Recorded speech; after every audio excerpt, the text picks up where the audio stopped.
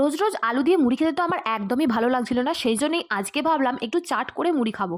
তো চাট করার জন্য আমি এখানে গাজর, শসা, পেঁয়াজ, টমেটো সব কিছু নিয়ে নিয়েছি। তারপরে আমি সব ভেজিটেবিলগুলো এক এক করে এখানে কুচিয়ে নিলাম। তো শসাটা কোচানো হয়ে গেছে, এবার গাজর, কাঁচা লঙ্কা, টমেটো, পেঁয়াজ সব কিছু এক এক করে কুচিয়ে নিলাম। রোজ রোজ আলু সেদ্ধ, আলুর তরকারি, আলুর ছেঁচকি, এই আলু খেয়ে আমার ভালো লাগছিল না। তো সেই জন্যই আজকে একটু ডিফারেন্ট খাওয়ার চেষ্টা করলাম। তো তেঁতুলটা এখানে জলে ভালো করে গুলে নিয়েছি একটু, আর তারপরে এখানে ঝালমুড়ির জন্য মুড়িটা বের করে নিয়েছি। তারপরে মুড়ির মধ্যে কোচানো সবজিগুলো এক এক করে দিয়ে দিলাম, গাজর, শসা, পেঁয়াজ, টমেটো, কাঁচা লঙ্কা, কাঁচা ছোলা, চানাচুর, আর শেষে দিয়ে দিলাম তেঁতুলের একটু পাল্প। তারপরে অল্প লবণও অ্যাড করে দিয়েছিলাম।